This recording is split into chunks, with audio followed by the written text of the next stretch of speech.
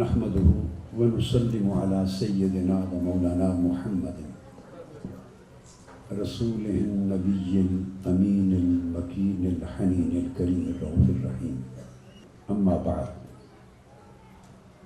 بسم الله الرحمن الرحيم. Our respected member of Swedish Parliament and former Deputy Prime Minister of Sweden, dear brothers and sisters, and my spiritual sons and daughters, by the grace of Almighty Allah, this is an opportunity of great pleasure for me to be with you this evening. By the grace of Almighty Allah, I am very pleased to visit Stockholm after 24 years. A long time has passed. But I can't understand why my visit took such a long time. I have been visiting all parts of the world. Unfortunately, I was not able to see you here. As our respected guest and our brother mentioned,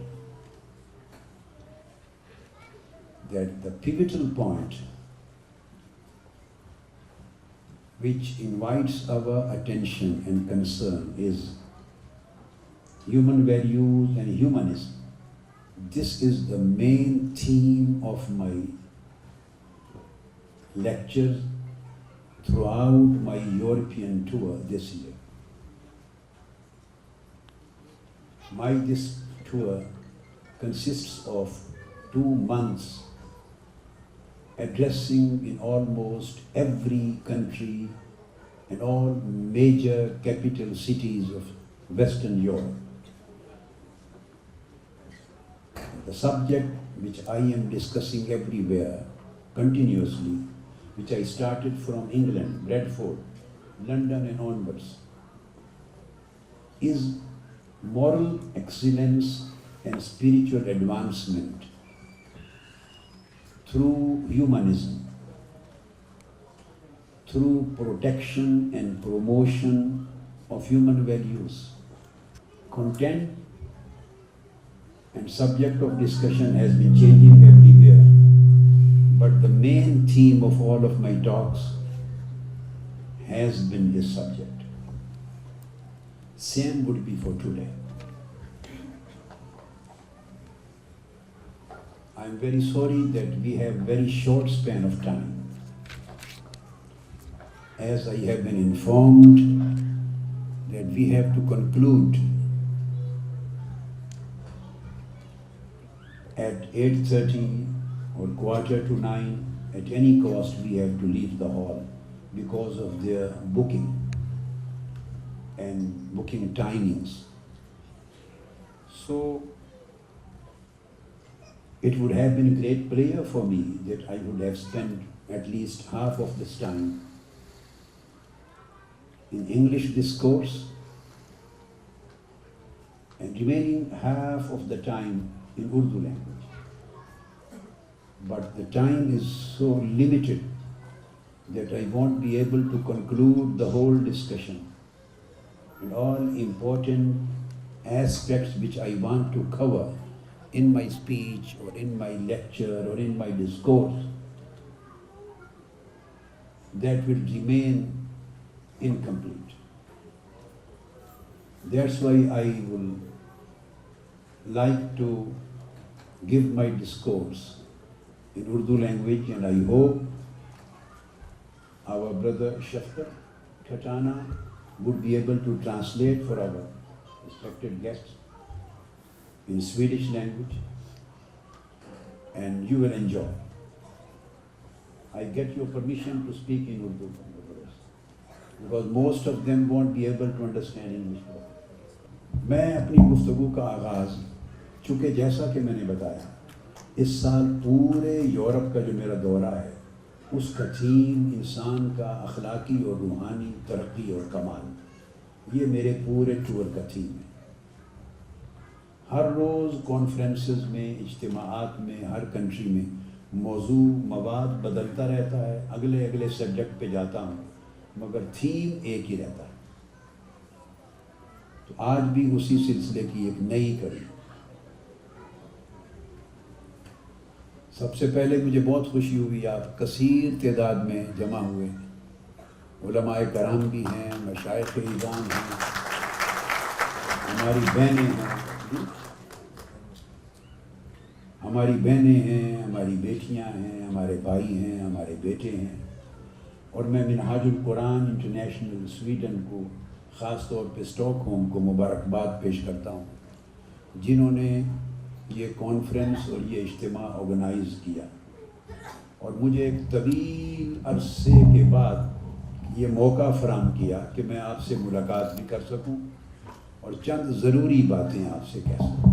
اجتماع بہت اچھا ہے، definitely دور دور سے آپ آئے ہوں گے، لیکن میں نے اسٹیٹ پہ اردو میں بات اس لیے شروع کر دی، انیشل انگلش میں کچھ کلمات کہنے کے بعد مہمان گرامی سے اجازت لے کر، تاکہ جتنا مختصر سا ٹائم ہے میں اس تھیم کو آپ کے ساتھ بیان کر سکوں۔ میں آج کی بات حضور نبی اکرم صلی اللہ تعالیٰ علیہ وآلہ وسلم کی ایک حدیث سے شروع کرتا ہوں۔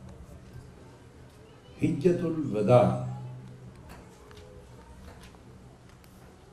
کے موقع پر آپ نے ایک ایڈریس کیا 1.25 لاکھ صحابہ سے، 1,25,000 صحابہ کی گیدرنگ، اس میں آقا علیہ السلام نے 4 باتیں کی۔ وہاں سے میں آج کی گفتگو کا آغاز کر رہا ہوں، اور وہی تھیم بن جائے گا آپ کی پوری گفتگو۔ آقا علیہ السلام نے فرمایا الا اخبرکم بالمؤمن، صحابہ کرام سے پوچھا کہ کیا میں تمہیں یہ نہ بتاؤں کہ مومن یعنی ٹرو بلیور کون ہوتا ہے؟ ہو از دا ٹرو بلیور؟ مومن کون ہے؟ اب یہ سوال کر کے آقا علیہ السلام نے اس کا خود جواب دیا اور مومن کی تعریف بیان کی۔ ہم مسلمان ہیں، اور مسلمانوں نے کہا کہ یہ ہے کہ جو تصورات حضور علیہ السلام نے دیے ہیں، ہم نہ صرف انہیں بلیو کریں بلکہ انہیں پریکٹس کریں، ہماری سوچ اور ہمارا عمل اور ہمارا رویہ ان تصورات پر قائم۔ آپ نے فرمایا کہ تمہیں بتاتا ہوں کہ مومن کون ہے، پھر ڈیفائن کیا، فرمایا مومن وہ ہے من امنہ الناس علی اموالہم وانفسہم، اور دوسری روایت میں آقا علیہ السلام نے فرمایا من امنہ الناس علی دمائہم واموالہم، فرمایا مومن اس شخص کو کہتے ہیں جو ٹرسٹ وردی ہو، ٹرسٹ وردی ہو، قابل اعتماد ہو۔ کس چیز میں؟ کہ لوگ اس پر اعتماد کریں کامل، اپنی جان کے حوالے سے بھی اور اپنے مال کے حوالے سے۔ مومن اس شخص کو کہتے ہیں کہ جس کا کردار ایسا ہو کہ لوگ سمجھیں کہ اگر ہماری جانیں اس کے سپرد ہوں تو وہ بھی محفوظ ہوں گی، اور ہمارے مال اس کے سپرد ہوں تو وہ بھی محفوظ ہوں گے، یعنی وہ لوگوں کی جانوں کا بھی محافظ ہو اور لوگوں کے مال کا بھی محافظ ہو۔ یہ مومن کی تعریف کی۔ یہاں جو لفظ حدیث میں ہے وہ ہے من امنہ الناس، یہ امام احمد بن حنبل نے مسند احمد میں، اور امام حاکم ابن حبان اور امام ابن المبارک نے روایت کی ہے، حدیث صحیح۔ یہ نہیں فرمایا کہ جو مسلمانوں کی جان اور مال کا محافظ ہو، نہیں، یہ جو حجۃ الوداع کے خطاب کی میں بات کر رہا ہوں، فرمایا کہ جو تمام بنی نوع انسان، he is the protector of the life and the properties of every human soul indiscriminately, irrespective of their faith, creed, color and race. ان کا مذہب کیا ہے، دین کیا ہے، رنگ کیا ہے، نسل کیا ہے، کون سی بولی بولتے ہیں، کلچر کیا ہے، ہر چیز سے ہٹ کر بنی نوع انسان کے ہر شخص کی جان اور مال اس کا محافظ ہے، اور لوگ اس پر اعتماد کر سکیں۔ جسے یہ کردار حاصل ہے وہ مومن ہے۔ اس کے بعد پھر آپ نے فرمایا کہ اب تمہیں بتاتا ہوں کہ مسلم کون ہے۔ یہ تھا بلیور، اب ہے مسلم۔ مسلمان کسے کہتے ہیں؟ فرمایا من سلم الناس من لسانہ و یدہ۔ مسلمان وہ ہے کہ جس کی زبان اور جس کے ہاتھ سے سارے لوگوں کا جسم بھی محفوظ ہو اور ان کی عزت بھی محفوظ ہو۔ یہ حضور علیہ الصلوۃ والسلام تعریف بیان فرما رہے ہیں کہ مسلمان کون ہے؟ فرمایا مسلمان وہ شخص ہے، فقط وہ شخص ہے جس کے ہاتھوں سے لوگوں کی جان محفوظ ہو اور جس کی زبان سے لوگوں کی عزت محفوظ ہو۔ پھر یہاں لفظ استعمال کیا الناس، یہ نہیں کہا کہ مسلمانوں کی عزت محفوظ ہو یا مسلمانوں کی جان محفوظ ہو، نہیں، فرمایا ہر شخص اور ہر انسان کی عزت اور اس کی جان جس کے ہاتھ اور زبان سے محفوظ ہو۔ ہاتھ کا مطلب ہے کہ وہ انہیں جسمانی نقصان نہیں پہنچا سکتا، اور زبان سے محفوظ ہونے کا مطلب ہے وہ کسی کی عزت اور اس کے جذبات پر، اس کی فیلنگز کو بھی ٹارچر نہیں کر سکتا، نقصان نہیں دے سکتا۔ یعنی اس کی نہ زندگی میں کوئی ایسپیکٹ ہے ٹارچر کرنے کا، نہ اس کے ہاتھ میں، نہ عمل میں، نہ کردار میں، نہ سیرت میں، نہ زبان میں۔ اب زبان سے جسم کو تو نقصان نہیں پہنچتا نا، کسی کی زبان سے آپ کو زخم تو نہیں ہوتا، نہ خون بہتا ہے۔ زبان سے کیسے محفوظ ہو؟ یعنی لوگوں کا دل نہ توڑے، لوگوں کے جذبات نہ توڑے، لوگوں کی عزت پر حملہ نہ کرے، لوگوں کی احساسات کو مجروح نہ کرے۔ تو جس شخص کی زبان اتنی میٹھی ہو، اس میں اتنی حلاوت ہو، اور لوگوں کے احساسات کا اسے اتنا پاس ہو، اور لوگوں کے جذبات کا اتنا احترام ہو جس شخص کو، اسے مسلم کہتے ہیں، وہ مسلمان۔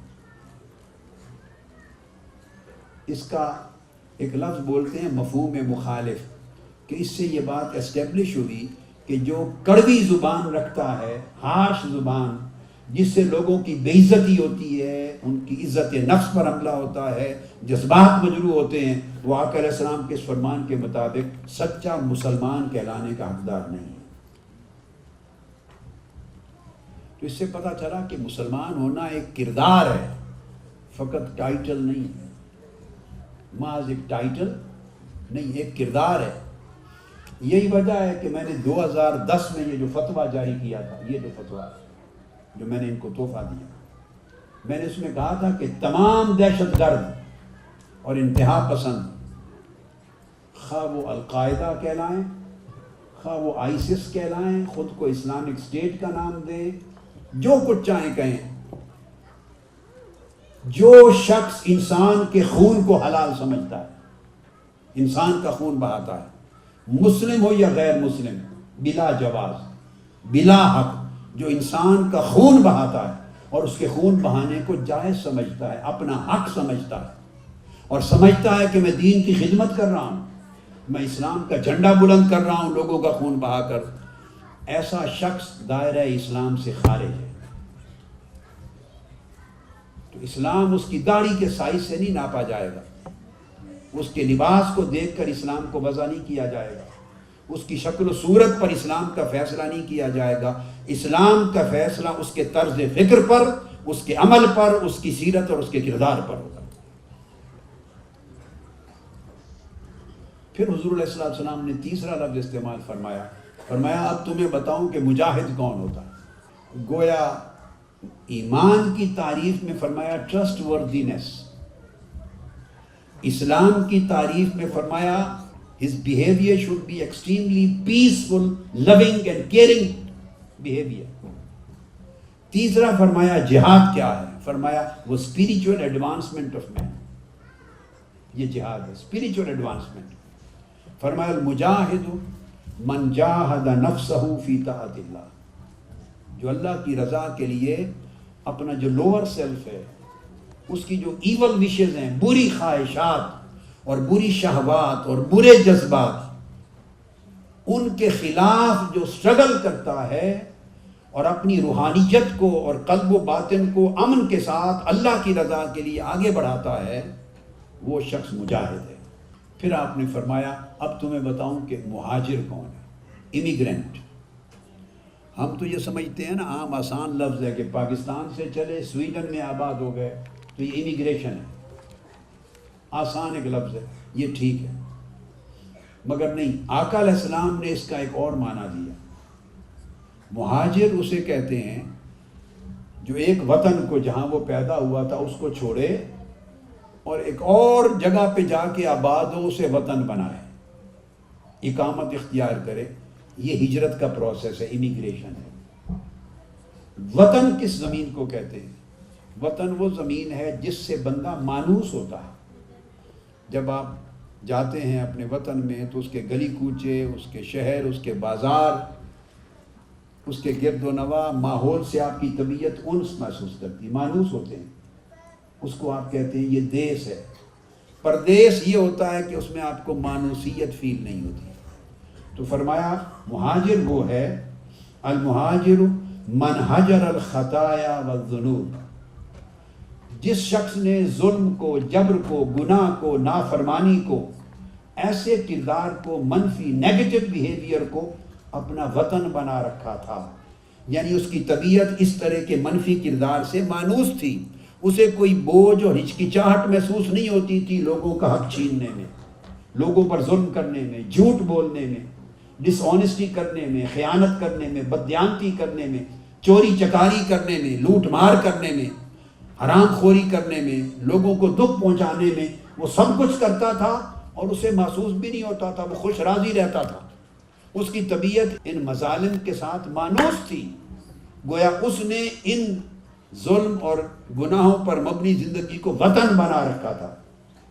حضور اسلام نے فرمایا جو ظلم اور زیادتی کے وطن کو، عادات کے وطن کو چھوڑے اور نیکیوں، بھلائیوں اور احسانات کے وطن میں آباد ہو جائے، ایک ایسی عادت کی نئی دنیا بسا لے جس میں وہ ہر شخص کے ساتھ بھلائی کرے، ہر ایک کے ساتھ پیار کرے، ہر ایک کے ساتھ محبت کرے، ہر ایک سے مسکرا کے پیش آئے، ہر ایک پر احسان کرے، ہر دکھی کو سکھ پہنچائے، غریب کی مدد کرے، کمزور کو طاقت دے، بے عزت کو عزت دے، بھوکے کو کھانا دے، اور یہ کام کر کے اس کو فرحت نصیب ہو، یہ اس کا وطن ہے۔ فرمایا مہاجر وہ ہے کہ جو نیکیوں کو وطن بنا لے اور برائیوں کے وطن سے ہجرت کر لے۔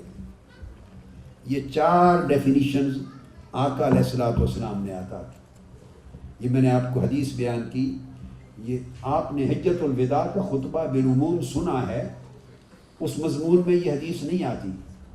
یہ اس حجۃ الوداع کے خطبہ کے علاوہ مسند احمد بن حنبل، حاکم اور صحیح ابن حبان میں حضرت فضالہ بن عبید سے مروی ہے، آقا علیہ السلام نے اس خطبہ کے علاوہ بھی گفتگو کی ہے، یہ اس میں سے حدیث صحیح ہے، اور اس کے اندر تو اس طرح کے مضامین تھے ہی، آقا علیہ السلام نے بیان کیے۔ پھر اس کے بعد یہ پوری کتاب ہے میری، جو میں اس وقت ہے میری اپنی کتاب، اس کا نام بھی ہے اسلام آن سرونگ ہیومینٹی۔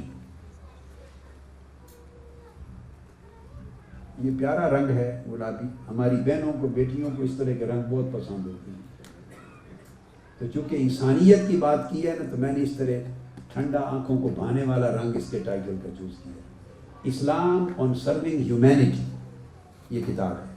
حضور علیہ السلام نے فرمایا صحابہ کرام کو، آپ سے ایک صحابی نے سوال کیا، پوچھا یا رسول اللہ ای الاسلام افضل، which of the aspects of Islam is most excellent؟ اسلام کے پہلوؤں میں سے کون سا پہلو سب سے اعلیٰ اور عمدہ ہے؟ اسلام کی بہت سی تعلیمات ہیں، بہت سے پہلو ہیں، مگر آقا علیہ السلام سے عرض کہ یا رسول اللہ جو سب سے اعلیٰ اور عمدہ پہلو ہے وہ بتائیں کون سا ہے اسلام کا؟ حضور علیہ السلام نے فرمایا من سلم الناس من لسانہ و یدہ، سب سے اعلیٰ شکل اسلام کی یہ ہے کہ وہ شخص پوری انسانیت میں سے ہر فرد کے لیے امن کا باعث ہو، اس کے ذریعے ہر ایک کے دل کو سکون پہنچے، ہر ایک کی عزت کو حفاظت ملے اور ہر ایک کی جان کو تحفظ ہو۔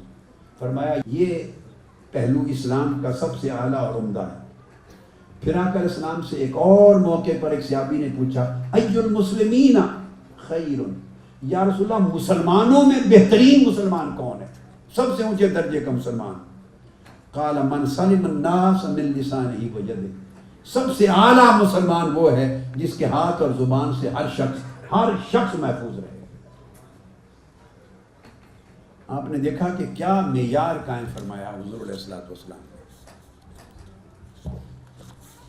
اور ہر شخص کے پھر بڑے تفصیلات ہیں. ایک موقع پر عبداللہ بن عمرو رضی اللہ تعالیٰ عنہ روایت کرتے ہیں, حضور علیہ السلام نے فرمایا خیر سب سے بہترین مسلمان, اور فرمایا میرے صحابہ میں سب سے بہترین صحابی اور میری امت میں سب سے بہترین مسلمان کون ہے؟ خیرکم لصاحبہ, جو اپنے ساتھی کے لیے سب سے عمدہ کردار رکھے. اب ساتھی میں پڑوسی بھی ہے, دوست بھی ہے, کولیگ بھی ہے. فرمایا جو سب سے عمدہ کردار, محبت اور شفقت بھرا کردار رکھتا ہے اپنے کمپینین اور اپنے ساتھی کے لیے, فرمایا وہ سب سے عمدہ مسلمان ہے. اور فرمایا وَخَيْرُ الْجِيرَانِ عِنْدَ اللَّهِ خَيْرُهُمْ لِجَارِهِ, اور سب سے بہترین پڑوسی اللہ کی نگاہ میں وہ ہے جس سے اس کے پڑوسی خوش ہوں. یعنی آپ دیکھیے کہ ہر ایک موقع پر جب حضور علیہ السلام نے اسلام کی بات کی ہے تو سارے اس کردار کی بات کی ہے جس کردار میں محبت ہے, شفقت ہے, الفت ہے, رحمت ہے اور دوسروں کی مدد و نصرت ہے. پھر حضور علیہ السلام نے اسی طرح عمر میں لوگ بڑے ہوتے ہیں, عمر میں چھوٹے ہوتے ہیں, بچے ہوتے ہیں, فرمایا لیس منا من لم یرحم صغیرنا ویعرف شرف کبیرنا, فرمایا وہ شخص میری امت میں سے ہی نہیں ہے. He doesn't belong to my community. کون؟ جو چھوٹوں پر شفقت اور محبت کرنا نہیں جانتا اور عمر سے بڑوں کی عزت اور تعظیم کرنا نہیں جانتا. تو اسلام is about love and Islam is about respect. فرمایا جو رسپیکٹ نہیں کرتا بڑوں کی اور چھوٹوں سے محبت نہیں کرتا, عام بات نہیں کی, فرمایا وہ میری امت سے ہی نہیں ہے. پھر حضور صلی اللہ علیہ وآلہ وسلم نے, میں آپ کو ایسے چند نمونے دے رہا ہوں جو مختلف طبقات ہوتے ہیں انسانی سوسائٹی کے, ان کے لیے. پھر تھیم ایک ہے, حضرت ابو ہریرہ روایت کرتے ہیں آقا علیہ السلام نے فرمایا اکمل المؤمنین ایمانا احسنہم خلقا وخیارکم خیارکم لنسائکم. فرمایا تم میں سے بہترین ایمان اس شخص کا ہے جس کے اخلاق سب سے بہترین ہے, اور تم میں سے اعلیٰ درجے کا مسلمان وہ ہے جو اپنی سوسائٹی میں عورتوں اور لیڈیز کے ساتھ سب سے عمدہ اخلاق اور بہیویئر رکھتا ہے, جس کا کردار, جس کا رویہ خواتین سے بہتر ہے. فرمایا وہ بہتر مسلمان ہے. تو ایمان کا پیمانہ بھی خواتین کے ساتھ, بچوں کے ساتھ, بڑوں کے ساتھ, پڑوسیوں کے ساتھ, کمزوروں کے ساتھ, غریبوں کے ساتھ, والدین کے ساتھ, یعنی سوسائٹی کے لوگوں کے ساتھ, مسلم نان مسلم, ہر طبقہ انسانیت کے ساتھ رویے کو پیمانہ بنایا ہے کہ اس کے رویے کیسے ہیں, اس کا بیہیویئر کیسا ہے, اس کی ڈیلنگ کیسی ہے. حتیٰ کہ ایک موقع پر حضور علیہ السلام نے فرمایا, کسی سے صحابہ کرام نے پوچھا یا رسول اللہ کیسے جانا جائے کہ یہ شخص بڑا نیک ہے, محسن ہے, بڑا نیک ہے. آپ نے بڑا عمدہ جواب دیا, فرمایا جہاں بھی رہتا ہے اس کا کوئی تو دائیں بائیں آگے پیچھے پڑوسی ہوگا نا. فرمایا جس کے پڑوسی کہیں کہ یہ نیک ہے وہی نیک ہے. متا اکون محسنا, میں محسن اور نیک کب بنوں گا, کب کہلاؤں گا؟ قال اذا قال جیرانک انت محسن فانت محسن, جب تیرے پڑوسی کہیں کہ یہ عمدہ آدمی ہے, بھلائی کرنے والا ہے, تب تو عمدہ اور نیک آدمی ہے. اور اگر اذا قالوا انک مسیء فانت مسیء, اگر پڑوسی کہیں کہ یہ اچھا آدمی نہیں ہے تو اچھا آدمی نہیں ہے. بلا 5 مرتبہ کی بجائے 50 مرتبہ روز مسجد میں جاتا پھرے, ہر سال حج کر کے آئے, ہر سال عمرہ کرے, نیکیاں عبادات کرے, تسبیح کرے, جیسے چاہے لباس پہن لے, مگر جن کے ساتھ اس کا برتاؤ انٹریکشن رہتا ہے سوشلی, اگر وہ کہتے ہیں کہ یہ آدمی اچھا نہیں ہے, آقا علیہ السلام نے فرمایا وہ اللہ کے ہاں بھی اچھا نہیں ہے. اس لیے کہ خوشبو ہو تو ہر شخص خوشبو کو خوشبو کہے گا, بدبو کوئی نہیں کہے گا. اگر اس کے کردار میں خیر ہے، محبت ہے، شفقت ہے، بھلائی ہے دوسروں کے لیے، تو اس کے کردار کی یہ خوشبو آئے گی۔ پھر حضور نبی اکرم صلی اللہ تعالیٰ علیہ وآلہ وسلم آپ نے فرمایا، ایک حدیث ہے بڑا خوبصورت مضمون، آپ سے حج کی فضیلت پوچھی گئی، حج کی۔ آپ نے فرمایا الحج المبرور، اگر حج اللہ قبول کر لے تو ایک نیک عمل ہے، اس کی جزا جنت ہے، مگر یہ نیک کردار نہیں بنتا۔ آپ میری بات کو سمجھیں، حج فرمایا ایک نیک عمل ہے، اور ایک نیک عمل وہ انسان کا کردار نہیں بنتا۔ نماز ایک نیک عمل ہے، اس کی جزا جنت ہے، مگر وہ سارا کردار نہیں بنتا۔ روزہ ایک نیک عمل ہے، جزا جنت ہے، مگر وہ سارا کردار نہیں بنتا۔ تسبیح کرنا، استغفار، اللہ اللہ کرنا، درود پاک پڑھنا، یہ سب نیک اعمال ہیں۔ چیریٹی، صدقہ، خیرات، زکوٰۃ نیک عمل ہے، نیک عمل کی جزا جنت ہے، مگر یہ سارا کردار نہیں بنتا۔ فرمایا حج ایک نیک عمل ہے، اس کی جزا جنت ہے۔ تو آقا علیہ السلام سے پوچھا، صحابی نے، پوچھنے والے نے کہا وما برہ، یا رسول اللہ یہ تو نیک عمل ہو گیا، مگر عمل کرنے والے کے پورے کردار کو نیک کب کہیں گے؟ ایز اے ہول یہ کب کہیں گے کہ یہ نیک آدمی ہے، یہ اچھا آدمی ہے، بڑا عمدہ آدمی ہے، اللہ کی بارگاہ میں مقبول ہے، بھلا آدمی ہے، یہ ٹائٹل کب مل سکتا ہے؟ فرمایا ہاں سن لو، اطعام الطعام وطیب الکلام، جو بھوکوں کو کھانا کھلائے اور ہر ایک سے میٹھی طریقے سے بات کرے، وہ شخص عمدہ آدمی ہے، اس کا کردار نیک ہے۔